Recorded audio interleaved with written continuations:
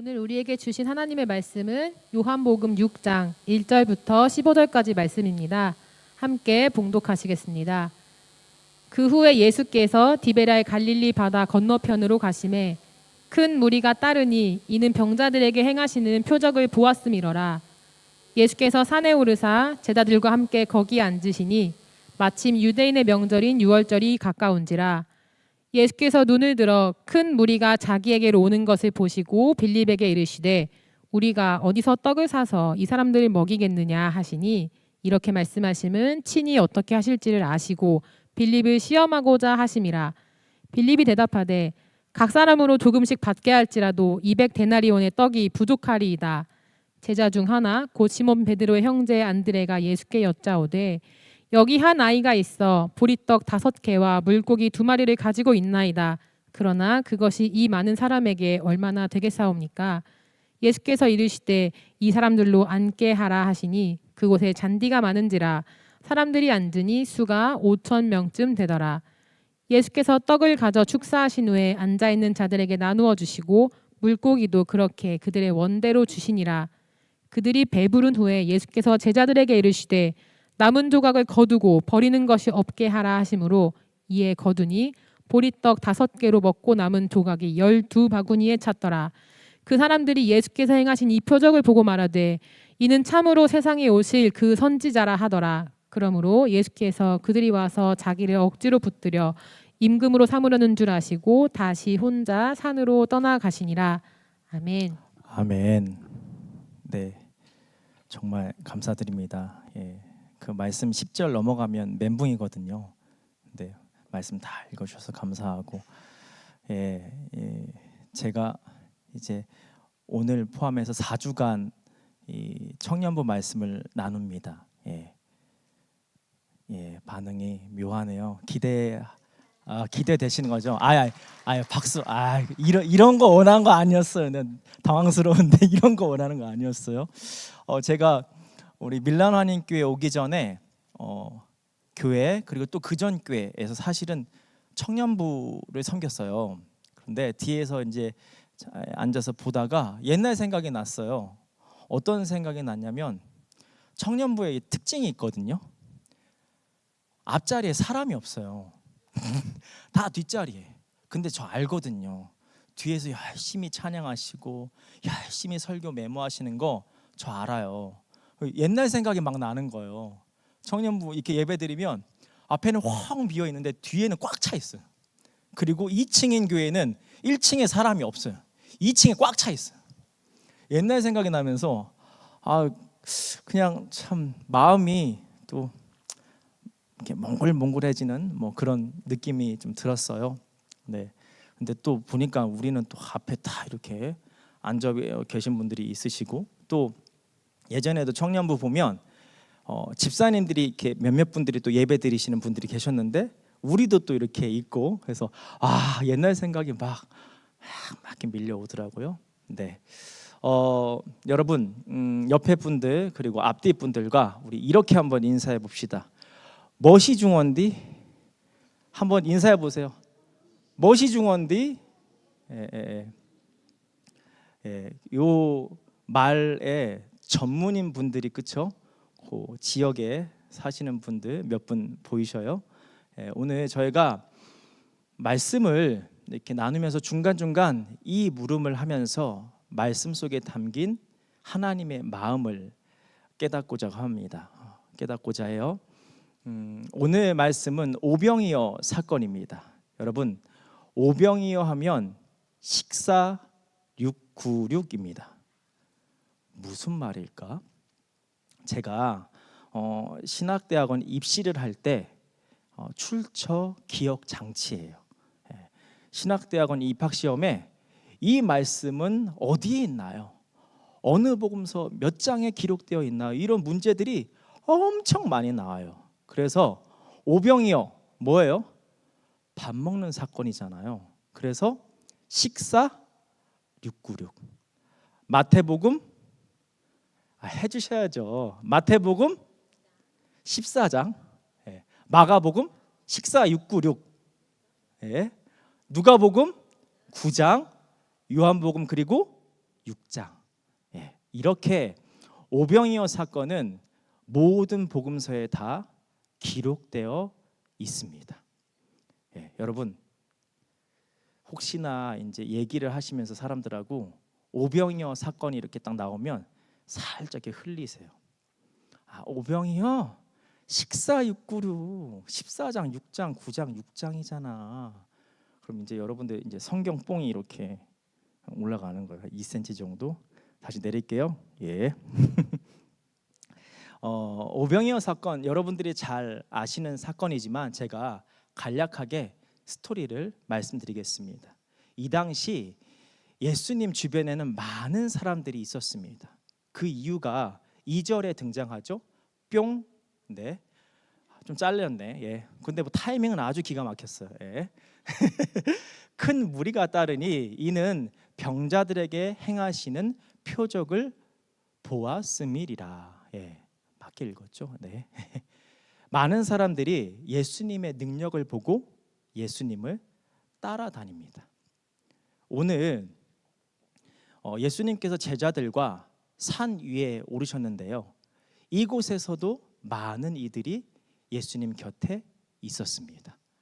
그 수를 보니까 약 5천 명쯤 되었는데요. 말씀이 딱딱 나와 주셔야 돼요.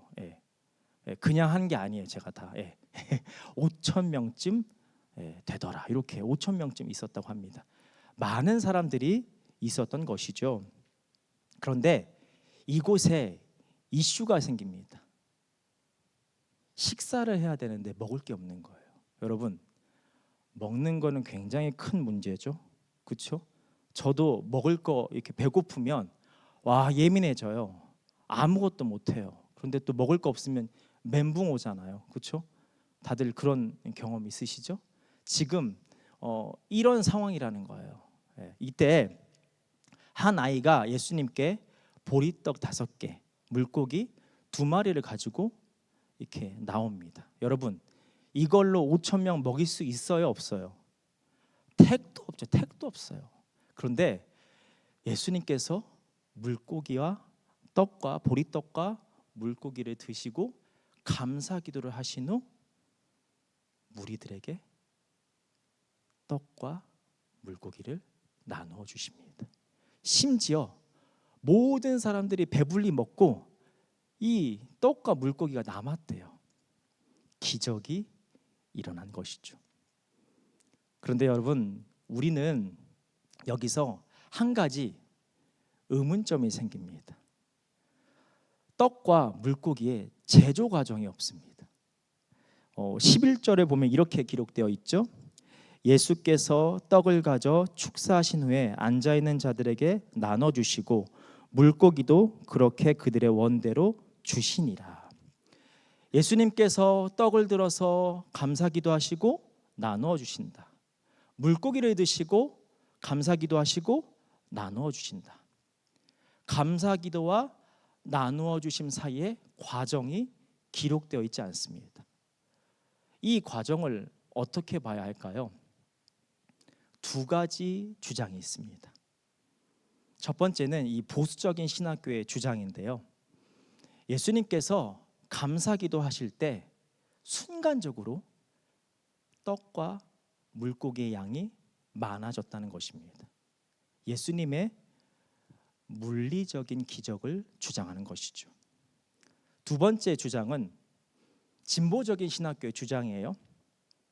감사기도 하실 때 사람들 마음이 감동이 돼서 자기가 가지고 있는 먹을 것 있잖아요. 그거를 내어놓았다는 것입니다.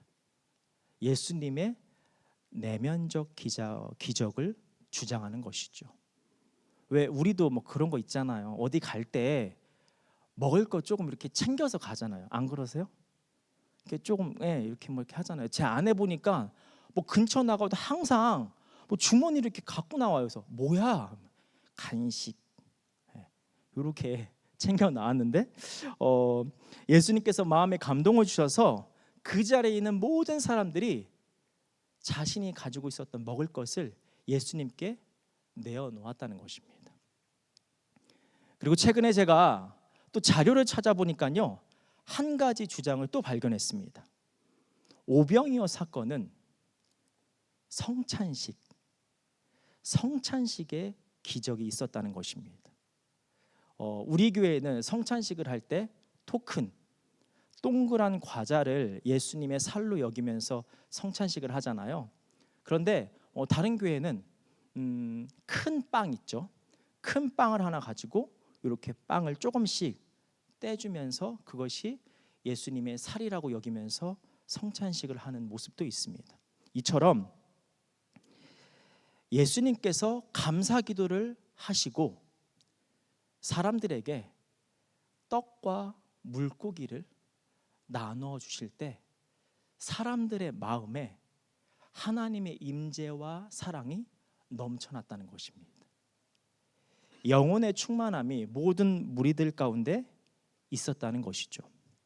여러분, 어느 주장이 맞을까요? 1번이다, 2번이다, 아니다, 최심판이다. 어느 주장에 동의하시나요? 네, 제가 여러분들의 그 속마음을 제가 읽어요. 목사님 먼저 말씀하세요. 목사님은 어디에 지지하시는데, 어디에 동의하시는데요? 궁금하세요, 여러분? 목소리가 생각보다 큰데? 당황스러운데? 궁금하면 500. 여러분 알아요. 이런 분위기 나올 줄 알았어요. 저 그렇게 답답한 사람 아닙니다. 시대의 흐름을 읽을 줄 아는 사람이에요. 나도 모르게 아재 개그 할 뻔했네. 큰일 날 뻔했네. 궁금하시죠? 저는 전지전능하신 하나님을 믿습니다. 뭔 소리야 또? 다시 말해 물리적 기적도 내면적 기적도 그리고 성찬의 기적도 주님은 못하실 게 없으신 분이시라는 것입니다. 그런데 요한복음의 오병이어는 아이러니하게도 이 기적에 초점을 맞추고 있지 않습니다. 이때 등장하죠. 멋이 중원디. 한 번 더 인사해 보죠. 옆에 분들, 좌우 분들. 멋이 중원디 한번 해보세요. 멋이 중원디. 오병이어 사건 정말 대단하다. 정말 대단한 기적이야. 오병이어 사건에서 떡과 물고기 많아진 거 이 주장이 맞거든. 아니야, 이 주장이거든.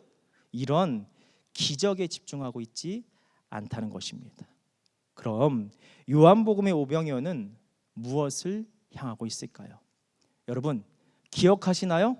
식사 나와야 되는데 식사 696. 오병이어의 사건은 마태, 마가, 누가, 요한복음에 다 등장하죠. 그런데 마태, 마가, 누가의 오병이어와 요한복음의 오병이어는 다른 점이 있습니다. 우리 같이 한번 말씀을 보죠. 먼저 마태복음 14장 15절입니다. 원래 제가 그 부분만 색깔을 달리해달라고 했는데 안 된대요. 저 그렇게 꽉 막힌 사람 아니니까 오해하지 마시고요. 제가 그 관련된 부분만 제가 읽을게요. 빈들이요 때도 이미 저물었으니 마을에 들어가 먹을 것을 사 먹게 하소서. 다음은 마가복음 6장 35절 36절입니다. 때가 저물어 가매 빈들이요 날도 저물어 가니 36절 두루 촌과 마을로 가서 무엇을 사 먹게 하옵소서. 누가복음 9장 12절 말씀이에요. 날이 저물어 가매 두루 마을과 촌으로 가서 유하며 먹을 것을 얻게 하소서. 빈들이니이다. 여러분 위에 마태, 마가, 누가에서 공통적으로 등장하고 있는 말이 무엇인가요? 빈들. 날이 저물어 간다. 가서 먹을 것을 사 먹게 하소서. 이처럼 위의 세 개의 복음서에는 먹을 것이 없는 현재 상황과 무리의 요구가 등장하고 있습니다. 그리고 예수님은 그 요구에 응답하시죠. 무리의 시선과 예수님의 시선이 만나는 지점이 무엇인가요? 오병이어이죠. 그래서 마태, 마가, 누가복음의 오병이어를 볼 때 우리는 오병이어라는 기적에 다소 집중하게 될 수 있습니다. 시선이 머물 수 있게 됩니다. 그런데 요한복음의 오병이어는 우리로 하여금 분명히 다른 시선으로 이끌고 있습니다. 요한복음에는 위의 말들이 기록되어 있지 않습니다. 같이 요한복음 6장 5절 말씀을 읽겠습니다.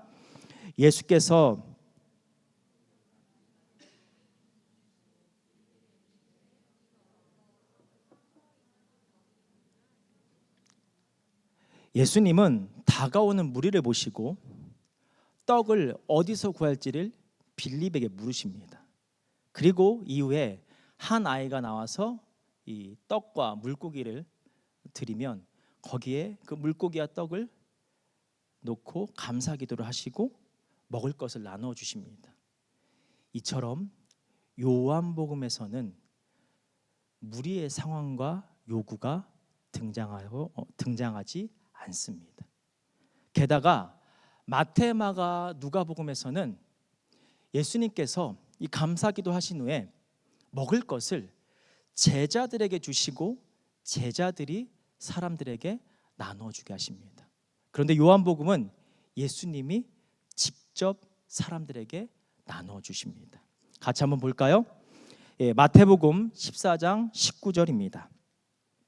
무리를 명하여 잔디 위에 앉히시고 떡 5개와 물고기 2마리를 가지사 하늘을 우러러 축사하시고 떡을 떼어 제자들에게 주심에 제자들이 무리에게 주니.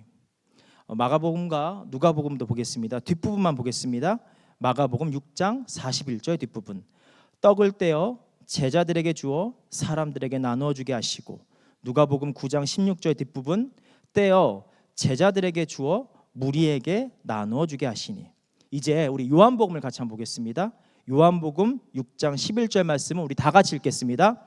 예수께서 떡을 가져 축사하신 후에 앉아 있는 자들에게 나눠 주시고 물고기도 그렇게 그들의 원대로 주시니라. 이처럼 요한복음의 오병이어는 처음부터 끝까지 예수님께서 그 기적을 주도하시는 모습을 볼 수 있습니다. 즉 우리가 마태, 마가, 누가복음의 오병이어를 볼 때는 다소 기적에 집중할 수 있지만 요한복음의 오병이어는 그 기적을 이루신 예수님께 집중해야 한다는 것입니다. 다시 말해 오병이어의 기적을 이루신 요한복음은 오병이어의 기적을 이루신 그 예수님이 누구신지를 알아야 함을 우리에게 말하고 있다는 것입니다. 그렇다면 여러분, 예수님은 우리에게 누구십니까? 주님께서 오늘 저와 여러분들에게 하시는 질문입니다. 14절과 15절에 보면 기적 이후에 사람들의 반응과 예수님의 모습이 등장합니다. 14절에 사람들이 예수님을 이렇게 고백하죠. 그 사람들이 예수께서 행하신 이 표적을 보고 말하되 이는 참으로 세상에 오실 그 선지자라 하더라. 사람들이 예수님을 선지자라고 합니다. 이 당시 이 유대교의 전통으로 보면 선지자는 메시아입니다. 그러니까 사람들이 예수님을 메시아라고 고백합니다. 그런데 이 고백 앞에서 예수님께서 이상한 반응을 보이십니다. 우리 15절 말씀 뒷부분 보겠습니다. 혼자 산으로 떠나 가시니라. 메시아의 고백을 등지시는 예수님을 볼 수 있습니다. 왜 그러셨을까요? 15절 앞부분에 나오죠. 그러므로 예수께서 그들이 와서 자기를 억지로 붙들어 임금으로 삼으려는 줄 아시고, 무리가 예수님께 기대했던 바랬던 메시아의 모습은 로마의 세력을 물리치고 이스라엘의 독립과 재건, 회복을 이끄는 모습을 바라고 기대했다는 것입니다. 예수님을 정치적 메시아, 정치적 왕으로 생각했다는 것입니다. 왜냐하면 예수님이 아픈 사람도 낫게 하시고 죽은 사람도 막 살리시니까 예수님을 물리적 현상에 국한시킨 것입니다. 예수님이 누구이신지에 대한 물음에 관심은 있지만 그 답을 잘못 쓰고 있는 것이죠. 그런데 하나님께서 예수님을 향하신 본래의 뜻은 그것이 아니죠. 예수님께서 십자가의 죽으심으로 온 인류의 죄를 대속하는, 그래서 모든 이들이 죽음으로부터 자유함을 얻는 영생을 얻게 하시려는 것이죠. 즉 예수님은 영혼의 메시아이자 죄와 사망을 다스리시는 왕이신 것이죠. 이 하나님의 뜻을 예수님은 분명히 아셨지만 무리들은 몰랐던 것입니다. 여러분, 예수님이 누구신지에 대한 이 물음에 관심이 있으신가요? 관심이 있으시다면 답을 맞게 쓰고 계시나요? 우리의 죄를 대신하여 십자가에 못 박히시고 죽으셔서 부활하신 분, 그렇게 사랑으로 우리를 죽음에서 생명으로 이끄신 분, 우리는 이 예수님을 믿고 있는 것입니다. 더 나아가 우리를 향한 예수님의 십자가 사랑에 감격하고 감사하여 교회 생활을 하고 있는 것입니다. 또한 더 나아가 예수님의 사랑 앞에서 감격과 감사함으로 나아감과 동시에 그 사랑을 많은 이들에게 전하기 위해서 헌신과 섬김의 자리에 서 있는 것입니다. 우리를 향한 사랑 앞에서 우리가 할 수 있는 사랑의 고백으로 보답하는 것이죠. 그런데 어느 순간 오늘 말씀에 무리의 고백이 우리에게 스며들고 있습니다. 누구를 믿는 것인지, 왜 믿는 것인지 우리의 믿음의 정체성이 흔들리고 있습니다. 더 나은 직업을 갖기 위해서, 좀 더 높은 연봉을 받기 위해서, 그렇게 나의 소원을 이루기 위해서 예수님을 찾는 우리의 모습. 우리는 교회에서 다양한 봉사를 합니다. 또한 교회를 통해 세상 속에서 다양한 섬김과 헌신을 감당하고 있습니다. 그런데 그 모든 모습 속에서 그 목적과 이유에 예수님이 점점 흐려져 가고 있는 모습. 멋이 중요한디. 물론 주님은 우리의 필요를 채워주시는 분이십니다. 그래서 우리의 요구를 주님께 간구할 수 있습니다. 마태, 마가, 누가복음의 이 오병이어를 통해서 우리가 볼 수 있죠. 예. 무리의 필요를 채워주시는 예수님이십니다. 뿐만 아니라 우리의 영적 갈급함 때문에 교회 생활이나 섬김과 헌신의 자리에 있을 수 있습니다. 그런데 요한복음의 오병이어는 이렇게 말하고 있죠. 그게 다가 아니다. 거기에 머물러 있지 말거라. 그것도 있지만 그것이 중심이 되어서는 안 된다. 우리의 중심에는 늘 구원자이신 예수님이 계셔야 한다. 그리고 모든 일을 그 예수님으로부터 시작해서 예수님으로 끝나야 한다. 사랑하는 여러분, 성경에는 여러 기적들이 등장합니다. 그런데 그 기적들 끝에 종종 이런 말씀이 기록되어 있습니다. 구원을 받았느니라. 그리고 성경의 모든 기적의 기록은 그 기적을 행하신 예수님께서 우리의 영혼 가운데도 기적을 행하신 분이시라는 사실을 드러내기 위함입니다. 또한 모든 성경의 주제는 예수 그리스도를 향하고 있습니다. 예수 그리스도, 자기의 백성을 그들의 죄에서 구원할 자, 바로 영혼의 메시아를 의미하죠. 여러분, 믿음이 없는 사람들이 혹은 믿음의 기로에 있는 사람들이 우리에게 질문할 때 뭐라고 답하시겠습니까? 너는 어떤 분을 믿어? 너는 왜 교회 가서 예배드려? 너는 왜 교회 가서 봉사하고 이런저런 일을 해? 이러한 물음 앞에서 언제나 예수 그리스도를 고백하는 저와 여러분이 되기를 소망합니다. 소망합니다. 다음 주에도 오늘과 같은 본문으로 말씀을 나누겠습니다.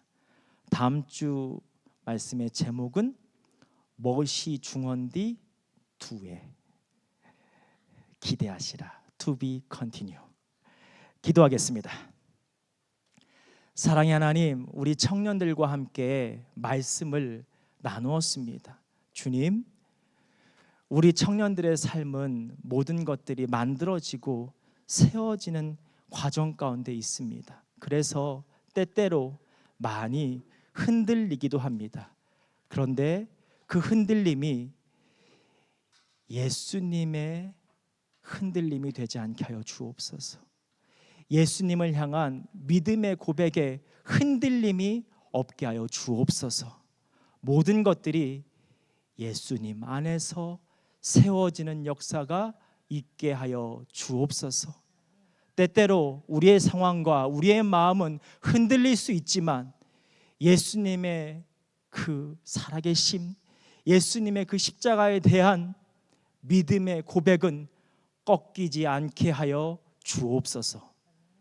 예수님의 이름으로 기도드립니다. 아멘.